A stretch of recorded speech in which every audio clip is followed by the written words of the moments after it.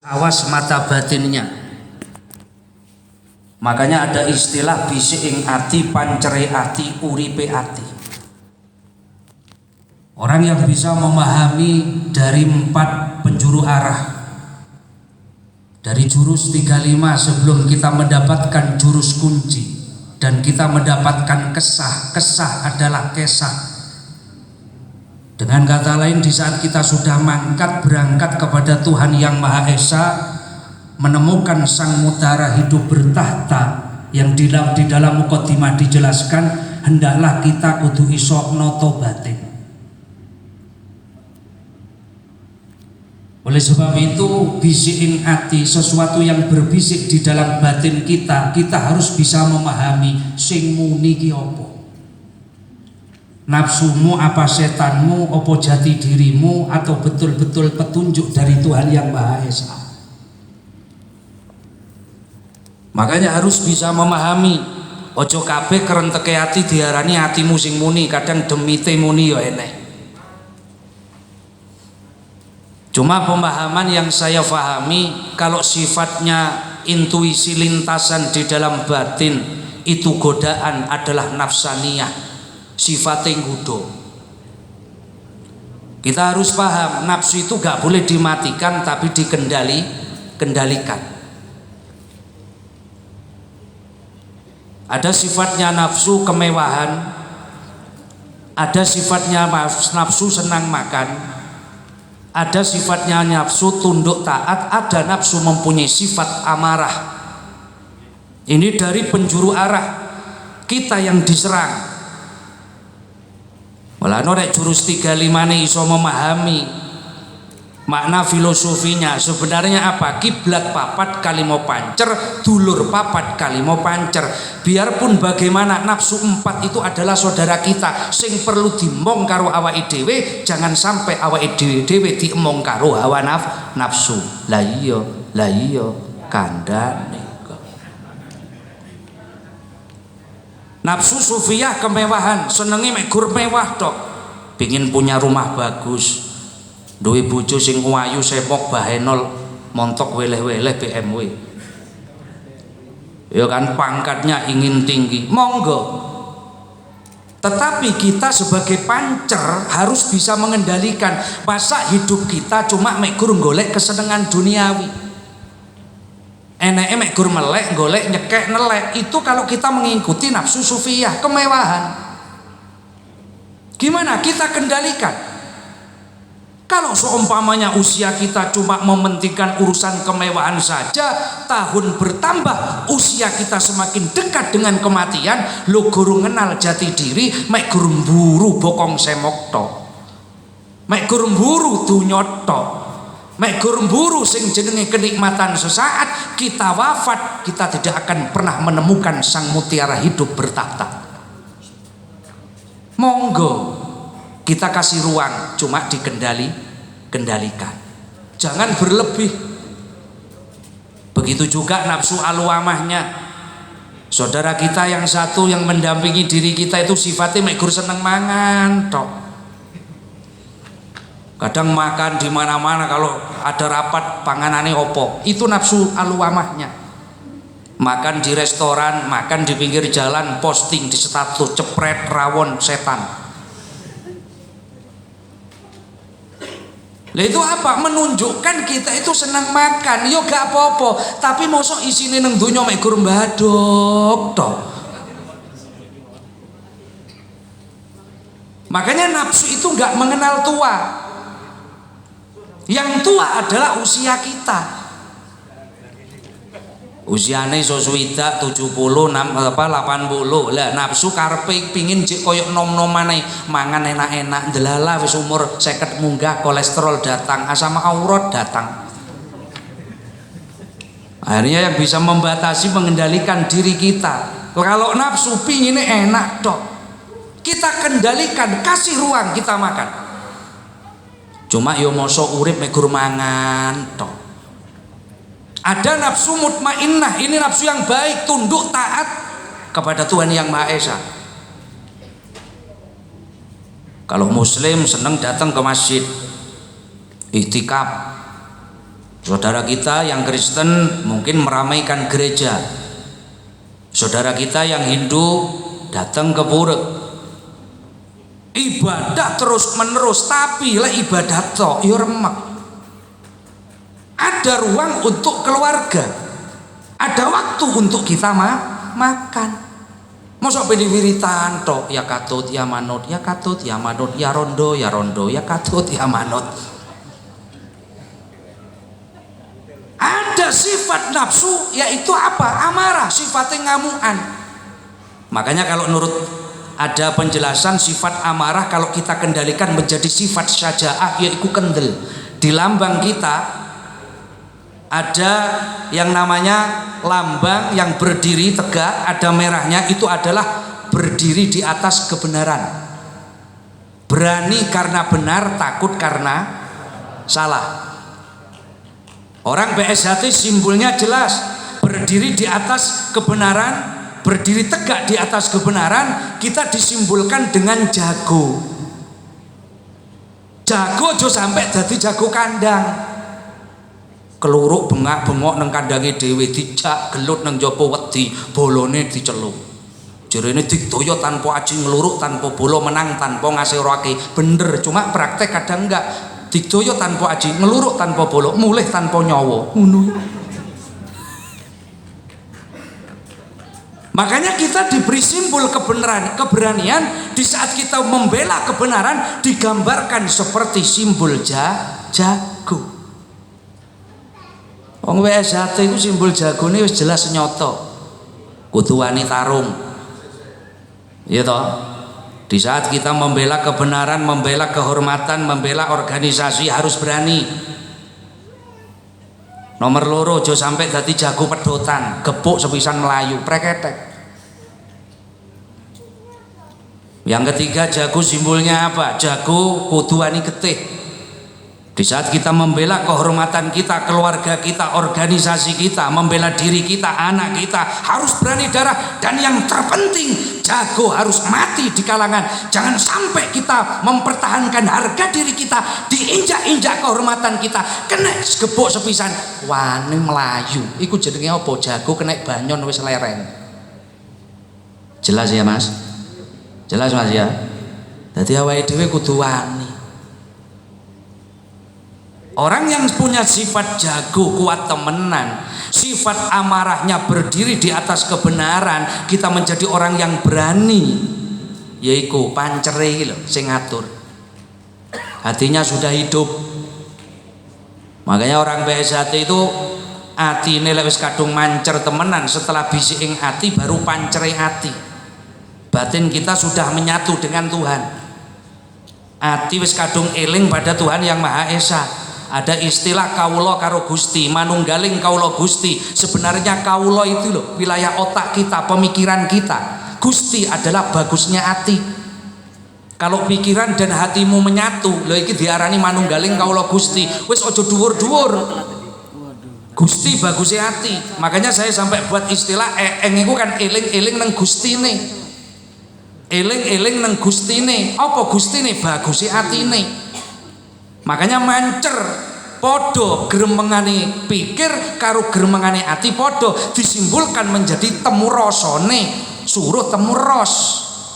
Supaya apa? Suruh sing ketemu ros kena gawe ngecer meripat supaya meripate padang. Awas, kalau sudah pikiran dan hati menyatu, temu rasane gawe ngeceri batin, matine batine dadi batin sing makrifat, kenal nang Gusti Allah. Pancer, di saat pancer kita betul-betul mengenal Tuhan, hati kita akan menjadi uriping ati.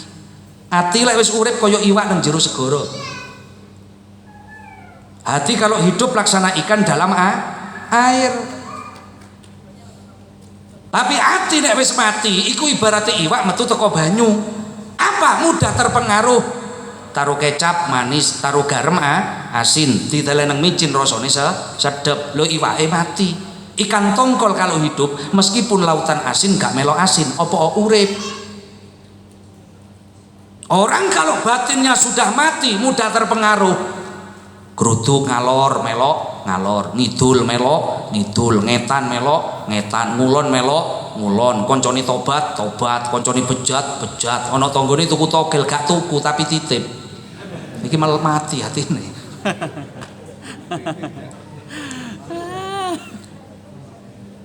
Hati itu kalau hidup Mas, nuwun sewu, itu laksana tanah yang sering kena air. Tanah sing sering digambyori banyu, empuk. Benih gak usah ditanam, dicir tok ngono lho, tukul apa tanahe subur. Tapi kalau hati itu keras, iku ibaratnya lemah sing gak tahu kena gambyor banyu. Benih jangan cuma megur dicir tok, ditanam di tanah yang tandus, nggak mungkin akan hidup meskipun bibitnya benihnya bagus dari Jerman. Wong iku nek atine urip empuk, dituturi kenek dikek keesaan melebu. Tapi nek atine mati diomongi kaya piye, ngekek keesaan, sing ngekek keesaan sampai jedir lambene, sing diomongi malah turu. Apa atine mati. Di saat hatinya sudah hidup, ibarat benih sudah ditanam, itu akan hidup benih tersebut. Uripe atine Mas, maka akan menjadi cabang pada raga, menjadi cabang pada lisan, menjadi cabang pada telinga, mata dan lain sebagainya. Iki raga sukma yang betul-betul meraga pada fisik manusia. Atine wangi digambarkan laksana dupa, ibarat bukhur laksana dupa. Kalau jantung hatimu sudah hidup wangi seperti dupa, berarti apa? Rogomu yo apik, tapi lek hatimu badek, tangane yo nyolongan, lesane yo nyocotan. Ayo, kenapa? Ambune badek. Coba bukhur dupa mlebu, gambarane dupa, akhirnya apa? Nyebar gondo arum, nyebar manfaat marang sekabeh makhluk sarta njaga isine jagat sangka kerusakan. Kenapa? Hatinya hidup. Nek wis urip enak, nek mati wis kaya iwak iku lho, keluar dari air. Orang kalau hatinya sudah mati, bahaya, wis gak ngerti halal haram, watu aspal katok suwal pacul singkal, diuntal yo nyengkal. Lah iya kandhane kok. Kalau batin kita sudah hidup, batin kita sudah mengenal akan jati diri kita, di saat kita menghadap kesah kepada Tuhan Yang Maha Esa, kita diberikan lambang seperti hati bersih mulaksana putihnya mori. Lelek morine awake dhewe iki yang kita pakai, yang kita miliki itu sebagai pembelajaran pada diri kita. Kemudian apakah tidak malu kita menjadi orang PSHT gawanane kain putih sing pene digawa mati, tapi di saat kita menghadap kepada Tuhan Yang Maha Esa, batin kita itu kotor. Lah orang PSHT kudu resik batine. Nek wis resik atine temenan piye? Sugih tanpa bondo, digdaya tanpa aji, trimo mawi pasrah, sepi pamrih tepe ajrih. Sugih tanpa bondo, kaya tanpa harta, sugih hati. Aja ngardani wong sing sugih ku duwite akeh, omahe gedhong, magrung-magrung, bojone ayu moblong-moblong, tanturane lombok terong, ditandur nang pinggir embong sing methik udele. Bukan itu, sugih kaya apa? Dohire, tapi nek hatimu melarat gaene gunane. Sugih tanpa bondo bisa diartikan apa? Kita mempunyai kekayaan, di samping kaya hati apa? Kita mempunyai kesehatan. Itu harta yang paling mahal. Meskipun rumah kita itu mewah, megah, mobil kita mewah, peralatan rumah tangga serba lek, tapi nek gak sehat gawe apa? Mbek sate wedi, gak sehat. Punya TV gede, moto belean, gak enak. Punya alga spring bed tinggi 1 meter, geger gudiken, gak enak, gak sehat. Duwe kursi empuk bokong udunen yo gak enak. Bojo ayu tapi anyang-anyangen. Wis gak enak, ora iso ngerjakno PR. Sugih tanpa bondo, digdaya tanpa aji. Kita mempunyai kedigdayaan tanpa aji-aji. Kenapa? Karena batin kita sudah pancer. Hakikatnya kekuatan itu bukan dari olahraga kita yang sebenarnya. Ibaratnya wong sekti mandraguna dogdeng sama ladeng ora terdas papak palune pandi, ditombak lakak-lakak dibedil metisir, ditusuk mantuk-mantuk dikei duit matur nuwun. Bukan itu. Makanya di PSHT dilarang keras mempelajari ilmu kanuragan sing sifatnya apa kekebalan. Nggak ada mas orang sakti. Yang sakti cuma Gusti Allah. Dibacok gak apa-apa kok gak selamat, remek. Bener gak jatuh, cuma lek balungi coklat, ya padha ae. Makanya orang kalau batinnya sudah pancer mengenal kepada Tuhan yang Maha Esa, wis tenanan. Antarane kawula gustine temenanan, batin kita sudah mengingat kepada Tuhan. Wis gak usah wedi sing digoleki selamat. Orang biasa gak diuru ilmu karang. Yang penting kita menginginkan hidup selamat. Digdaya tanpa aji, sugih tanpa bondo, digdaya tanpa aji, trimo mawi pasrah. Kita hidup cuma pasrah. Manusia itu kan seperti wayang. Sing ngobahno wayang jenenge dalang. Tapi wayang dan dalang gak bisa gerak lek gak enek sing nanggap. Ayo sapa sing nanggap mesti bingung sampean. Aku golek kiai iso jawab ini yo bingung kiai. Wayang yai gak iso obah. Lek gak diobahno dalang, tapi dalang karo wayang gak iso obah nek gak enek sing nanggap. Sapa sing nanggap wayang dalang secara hakikatnya? Allah yang menggerakkan, semua makhluk digerakkan. Ternyata sing nanggap wayang opo kahanan. Iku sing nanggap. Kahanan wis kong kali kong karo dalange, wis disetel karo dalange. Jam saiki jam sakmene, waktu iki dina Senin kahanan disetel. Tek sumpek kok, sumpek jenenge A. Makanya di saat kita itu sadar kalau kita laksana wayang, kemudian kahanan yang nanggap, Sang Maha Kuasa Allah Subhanahu wa taala sebagai dalang, kita hidup di dunia piye? Ya kudu nrimo karo kahanan. Dikei sumpek sabar, dikei seneng syukur, wis titik. Wong es hajar ruwet-ruwet, melek mlaku, melek mlaku, obah mamah, pasrah urip. Gusti kula mboten saged napa-napa. Yang pandai panjenengan, yang hebat panjenengan, yang kuasa panjenengan, saya itu nurut manut sama panjenengan Gusti. Titik wis. Berarti obat apitno gak ngurus. Wong manut itu wong ketemu mas. Aku manut Gusti Allah, ketemu Gusti Allah. Saya manut Tuhan, ketemu Tuhan. Nek aku goleki Tuhan, berarti gurung ketemu Tuhan. Saya manut Mas Hari, berarti saya sudah ketemu Mas Hari. Tapi aku nek goleki Mas Hari, berarti jek durung ketemu Mas Hari. Wong sumpek kok sadar iku sing nglakokno Gusti Allah, ditanggap karo kahanan. Gimana posisi kita? Manut. Makanya wayang manut, kon ngalor-ngalor ngidul. Gak enek wayang kon ngidul kok melayuni ngalor, coklek wayangnya.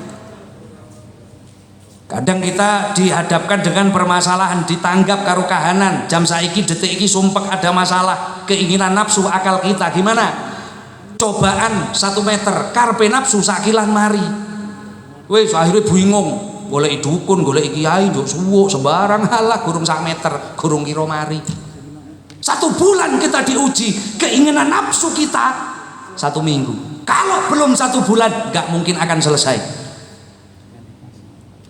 Kadang orang itu nuruti akal nafsu mas, gak menuruti pancer, gak enek marine. Urusan materi notone temenan. Oh saya punya uang 5 juta, ya toh nanti tak buat kerja itu tiap bulan saya mendapatkan hasil sekian. Gurung kerja wis ngitung bati. Kita ini dari remek iki wayang wis gak manut dalang, dilungkas cuklek. The praktek temenanan. Oh saya punya uang 5 juta, saya buat kerja itu, ternyata bukan hasilnya sekian, ternyata ruginya sekian. Mikir, habis mikir stres, habis stres stroke, mari stroke mate. Yo iki wayang dioklek-oklek. Terima mawi pasrah, sepi pamrih tebe ajre. Itu orang PSHT pamrihnya hilang. Sampean ngelatih niatnya mencari mengabdi kepada PSHT, Ojo ngelatih pengin dibayar, gak kira dibayar. Betul apa enggak? Masa ada Pak pelatih di sini waktu ngelatih dibayar? Ada apa enggak Mas? Enggak ada, sepi pamrih, tebih ajrih, jauh dari rasa takut. Yang wajib kita takuti cuma Tuhan yang Maha Esa. Wis gak wedi apa-apa, bah grandong, demit gak ndulit, grandong gak gotong, mak lampir ora mampir, ini pelet ora kelep. Langgeng tanpa susah, tanpa seneng, anteng manteng, sugeng jeneng, langgeng kekal. Langgeng tanpa susah, hilang rasa susahnya. Tanpa seneng, le seneng pun juga hilang. Yang ada apa? Anteng manteng. Loh, atine anteng. Orang itu kalau sudah anteng, dikei seneng biasa, dikei susah biasa. Tapi orang kalau belum anteng, dikei seneng lali, dikei susah bingung. Wis titenono. Tapi kalau sudah anteng manteng, tenang, langgeng tanpa susah, dipiekno ae gak ngurus. Sebab saya sudah menemukan sang mutiara hidup bertahta. Saya sudah tahu dengan jati diri saya. Sifat penyakit iri, dengki, hasut, sum'ah, riya hilang, pres, tenang. Ada tetangga dapat nikmat hati gak loro. Coba kalau batinnya masih belum bersih, belum setia ning hati, gak sebersih seperti warna mori.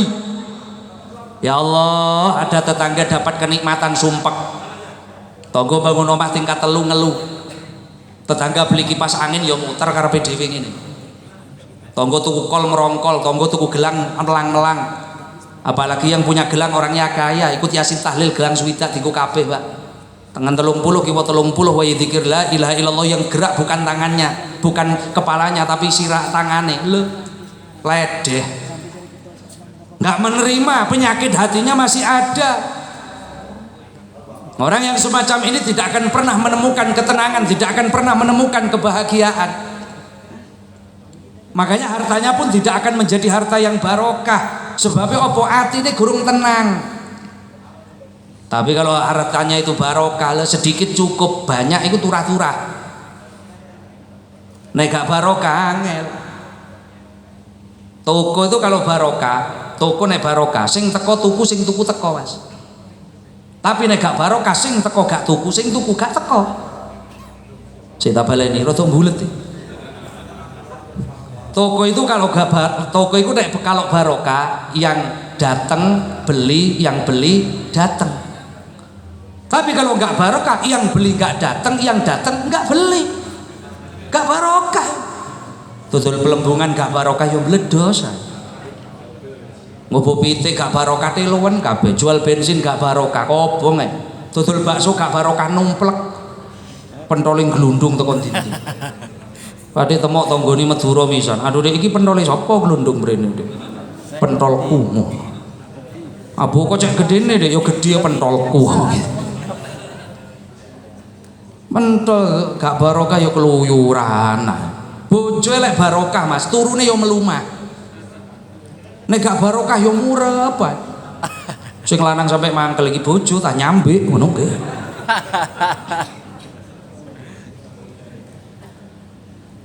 Langgeng tanpa susah, tanpa seneng, anteng manteng, sugeng jeneng. Sing digoleki jeneng tutuk jenang. Nama setia hati sudah terukir di dalam batinmu, nama Tuhanmu sudah terukir di dalam batinmu. Lah wis jenenge mantep, setia hati ini mantep, jenenge katut, kenikmatan pasti akan ikut. Sebab apa? Batin sudah bersih, urip hatine. Orang kalau hatinya sudah hidup gak gupo urusan dunya, itu laksana burung di dalam sangkar. Manuk iku nek monine penak, gak usah bengak-bengok njaluk pakan. Murai kalau ngoceh jos, gak usah bengak-bengok njaluk proto. Kutut nek manggung ikung, gak usah bengak-bengok njaluk pakan. Janji gelem muni penak, ya toh, manggungi kutut jos, murai suaranya enak, Sing gupuh iki sing duwe manuk. Kowe nyenengno aku nyopakanmu penuh. Kurunganmu jelek tak ganti jadi bagus, minumanmu selalu full. Apa manuk nyenengno sing duwe manuk. Kok manuk nyenengno sing duwe manuk, nasibe manuk diopeni karo sing duwe manuk. Sebabnya manuke nyenengno sing duwe manuk. Kok manuk gak nyenengno sing duwe manuk, nasibe manuk sorok, gak diopeni karo sing duwe manuk. Akhirnya manuke ditekek mati. Nah wis mati dioba-obano gak obat, dideg-degno gak ngadeg. Apa manuke ditekek karo sing duwe manuk. Wis aja mblakrak pikirane.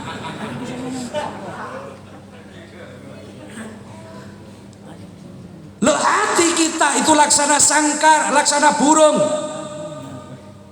Setianing hati ada di dalam, raga kita laksana sangkar. Kalau batin kita selalu menyebut nama Tuhan kita, itu ibaratnya manuk sing nang kono selalu ngoceh, selalu berzikir bahasa Islamnya. Dari setianing hati inilah maka orang PSHT semuanya, yang Kristen menyebut nama Tuhannya Allah, yang Islam menyebut Tuhannya Allah, yang Hindu menyebut Tuhannya Sang Hyang Wenang, Sang Hyang Widiwasa. Batinnya sudah menyatu, pancer, urip, manuke wis muni terus. Lho penak. Makanya kiai-kiai sampean lihat, gak pernah mas ora urusan dunia. Lho manuke muni terus kok. Zikirnya selalu bunyi, magnet di dalam batinnya, setia hatinya itu. Lah wong Isa wis dilatih temenan melalui dia melalui dengan cara kesah ngeningno cipta, meneng menep hening wening pas kita ning batin. Lho itu enggak soro urusan dunia, enggak mencari. Magnetnya sudah penuh. Kalau magnetnya itu sudah besar, enggak usah mencari besi, ditaruh kadar besi nemplek dewe. Hati selalu setia, batin selalu ingat. Lah dunia ikut. Magnetnya besar, sembrani ini gede, dideleh, wesine katut. Loh, kalau kita mas, kecilian sembrani, kegedean wesi. Sing katut duduk wesine tapi sembrani. Makanya gak pernah sorok kiai. Sampai nanti ngertos saya, ini kiai sorok no, sampai nyuluk kodok. Kan. Kiai tutul pelembungan, gak enak. Gusti Allah ngutus malaikat Jibril wonten katimbalan dawuh Gusti kawula nok-nok. Wonten parikatos punapa andi bali dumateng kawula Gusti. Ngene Jibril. Sira tak utus mudhun ing alam donya isen ana atine manungsa supaya tresna marang ulama marang kiai mangko gelem sowan nggone kiai. Mekaten Gusti. Iya. Benjang punapa angge dipun kula bidal. Wis ora usah dadak kesuwen Jibril. Bengi iki sira budhal. Jibril lajeng mandang. Ini namanya suluk budalan.